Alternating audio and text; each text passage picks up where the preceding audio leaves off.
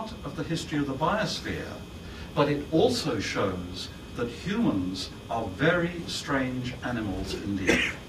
자, 거대사라는 것은 바로 우리 인류사죠. 인류사를 이 역사 속에서 넣음으로써 어떻게 변화됐는가, 우리가 어떻게 지금 진화됐는가를 보여주고요.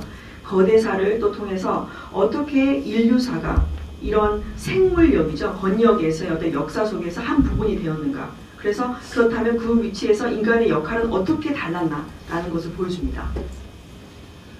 Okay, how does human history fit into big history? Now imagine the whole history of the universe was just 1 year. 전 우주의 역사를 전체를 지금 연대 기준으로 봤는데 그걸 1년으로 압축해서 지금 표현했습니다. Humans would appear at midnight on December the 31st. 오케이? 여기 지금 보면은 1년으로 지금 압축했는데 지금 인류가 등장한 시기가 오늘날은 어디에 들어가나요? 보면은 12월 31일에 들어갑니다. So we're very recent, but we're very strange. 그러니까 최신에 등장한 그런 동물이죠. 사회적인 어떤 모습이죠. Here's another description of this. Here's a timeline of the history of the Earth. The Earth was created 4.5 billion years ago. Now, I'm not going to talk about all of these changes, but this is where the first large organisms appeared in the Cambrian explosion. Oh, sorry. Let me go back. Okay. This is where the first large organisms appeared. This is where vertebrates appeared. This is where we went to land. This is where the first mammals appeared. 네, 지금 인류의 지구의 역사에 대해서 45년 정도 쭉 흘러가봤는데 첫 번째는 같은 경우는 원핵 생물이 등장한 그런 초기에 그때 생물이 등장할 때고요. 두 번째는 그리고 청록색 세균, 그리고 세 번째는 진핵 유기체 생물이 등장할 때고, 그리고 다섯 번째는 그리고 캠브리안 시대에 그 캄브리안 시대의 어떤 폭발이죠. 그것도 멀티셀입니다. 그리고 다세포 유기체가 등장한 때고, 6번은 바로 척추동물이 등장한 때고, 그리고 7번은 어떤 그 대륙 자체가 나눠진 때고, 8번은 포유물이 등장한 때입니다. 그리고 오늘날에서 맨 마지막 부분이죠. This is the next event in big history. It happened 65 million years ago. A meteorite landed off the Mexican coast. How many people know about this? 6,500년 전에 운석이 멕시코만에 떨어졌습니다. 이 사실을 아시고 계시나요? Okay, it's a very important event because if that meteorite had missed the Earth, if it had been on a trajectory 5 minutes earlier or 5 minutes later, the dinosaurs would still be here and we would not be here. 굉장히 중요한 사실인데 운석이 5분 늦게 떨어졌거나 5분 뒤에 떨어졌거나 그게 정확하게 맞지 않으면은 지금 공룡이 아직까지도 살 수 있다는 사실입니다. 우리가 우리 사람이라는 인간이 존재할 수 없게 될 수 있다는 그런 것이 될 수 있다는 얘기죠. So the dinosaurs vanished and mammals began to flourish. Here you can see lots of new types of mammals appear, and here is our line, the order of primates. 자, 여기서 보면 결국에는 공룡들의 모든 종들이 멸종되었고, 그래서 우리가 지금 여기에 등장했는데요. 보면은 영장류가 등장했다는 거 나오죠. 빨간색 표시된 부분입니다. 우리가 들어간 데고요. Primates include lemurs and monkeys. 네, 영장류에 여우, 원숭이랑 그리고 원숭이도 들어갑니다. And here are your close relatives. 네, 여러분들의 그 친한 그런 유인원들이죠. These are very clever, very intelligent animals. 굉장히 지능이 높은 그런 동물입니다. Now, what makes humans different? 그럼 이런 다른 동물과 어떤 우리가 인간이 차이점이 있을까요? We are the first species in 4 billion years that dominates the biosphere. 40억이라는 지구의 역사상 전체 생물 권역을 지배한 최초의 바로 종이 인간입니다. This chart gives you a sense of how many species there have been. Billions. 지금 보면은 수십억 개의 그런 종들이 지금 있는 걸 보이는데요. 지금 종을 나눴습니다. Does anyone know where humans fit on that? 인류가 어디에 속하는지 아세요?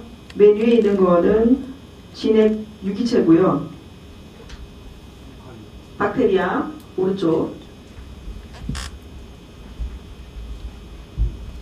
We are animals.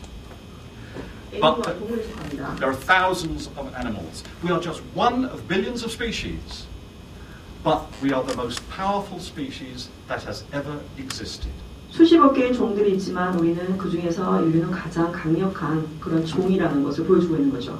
And this is why some geologists say that we have now entered a new geological era, the Anthropocene.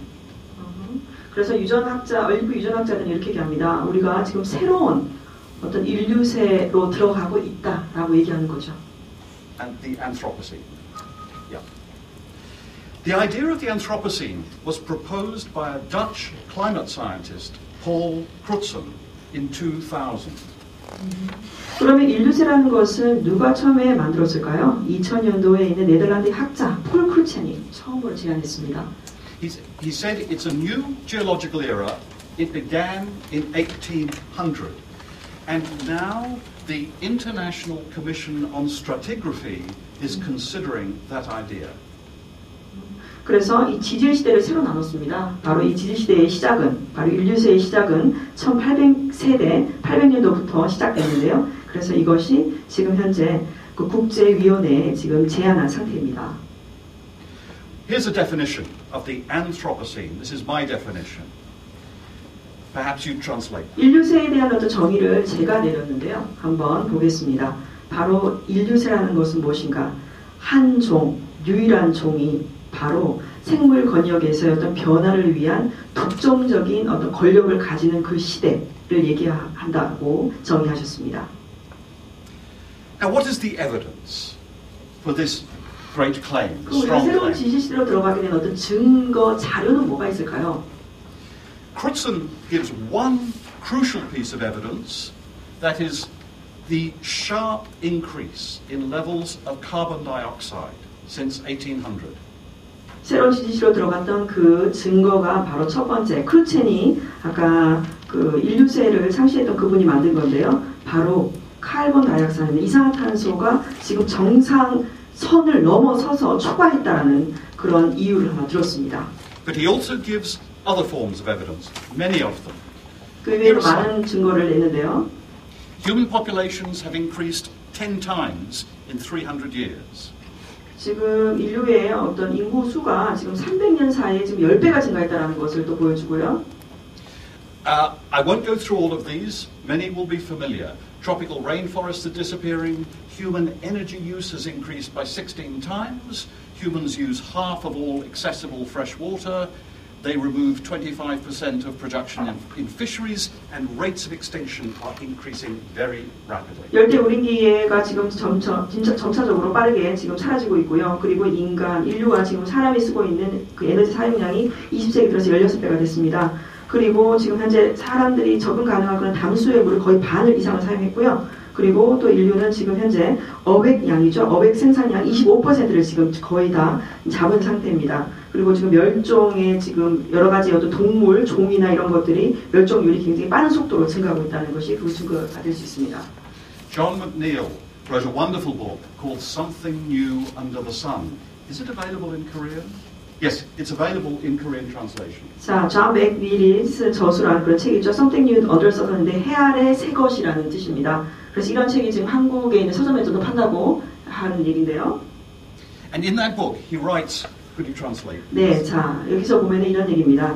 인류라는 것은 의도하지 않았지만 엄청난 수준의 파워를 가지고 모든 인류에 대해서 실험을 했다. 지금 현재 내가 볼 때는 20세기 역사상 가장 중요한 면이고 이것은 2차 세계대전보다도 더 크며 그리고 사회주의, 그리고 사회적 기업, 그리고 또한 대량, 그리고 대중의 어떤 십자일의 향상, 민주주의의 어떤 보급, 그리고 여성 권익의 어떤 신장과 같은 엄청난 사건보다도 더 엄청난 어떤 그 영향을 끼치고 있다라고 얘기했습니다.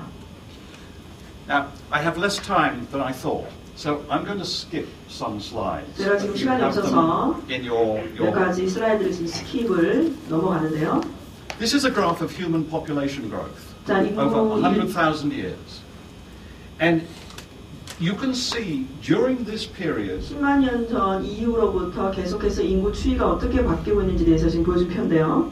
populations were slowly rising. 굉장히 지금 초반기에는 오랫동안 어떻게 돼요? Then they start rising very 점차적으로 fast here. 증가하다가고 굉장히 빠른 속도로 증가하는. And this is the Anthropocene. This increase in 그래서 human 아까 power. 얘기했던 그게 바로 증가하는 그 시점 있죠. 그게 바로 인류세입니다. You can see this process. It began in the Paleolithic era as humans migrated around the world, and each migration meant new technologies. 자, 구석기 시대의 어떤 이주가 보이죠. 구석기 시대부터 사람들이 이동했는데 왜 이동하게 되는 그 원인 자체가 어떤 신기술을 신자원을 찾기 위해서 이동한 지금 경로를 지금 볼 수 있습니다. And here is where chimps lived. They have not changed their technologies for millions of years. 침팬지가 지금 거주했던 지역인데요. 사실 거기는 아무것도 없잖아요. 변화가 없어요. This is where humans evolved. And then watch what happened. 이 지역에서 지금 인류가 처음으로 등장했는데요. 어떻게 됐을까요? They began to spread in Africa. Then they began to spread in other parts of the world. And each migration means new technologies. 자, 지금 인류가 지금 이주한 어떤 지금 경로를 지금 보고 있는데요. 다 지금 자원과 새로운 기술을 찾아서 지금 이동한 지금 경로를 지금 보여주고 있습니다. So our technological skill is very old indeed, but it's developed faster and faster. 기술에 대한 수준은 처음에 낮았지만 굉장히 급속도로 빠른 속도로 증가하고 있죠. Today we control 100 times as much energy as we need on average. No other species does that. 다른 어떤 종보다 인류가 에너지 소비율이죠. 1인당 에너지 소비율이 엄청나게 높게 지금 사용하고 있다는 사실을 보여주고 있습니다. 100배가 넘습니다. Okay, now I've already talked about some of the evidence. This is perhaps the most powerful single piece of evidence. 이것이 가장 중요한 인류세의 증거 자료라고 볼 수 있는데요. This shows carbon dioxide levels over almost 1 million years. 자, 여기서 보면은 이 이산화탄소가 증가하게 되는 어떤 추이를 쭉 보고 있는데요. And that 맨 마지막 보세요. That is the Anthropocene. That is since the burning of fossil fuels. 마지막에 지금 표에서 지금 표가 올라갔잖아요. 급속도로 증가했는데 바로 그때가 화석 연료를 사용하게 된 시점입니다. Now, I'm going to, forgive me, I'm going to skip some slides here. We're driving other species to extinction, and we now have the power, if we choose, to destroy the biosphere. No species before us ever had that power. 그래서 인류가 어떻습니까? 파워가 있습니다. 우리가 선택을 하면 만약에 24시간 안에 이런 생물 권역을 파괴하기로 결정한다면 아주 큰 문제가 되는 거겠죠. Okay, why are humans so powerful? It's technology, of course. But the question is, why are we so good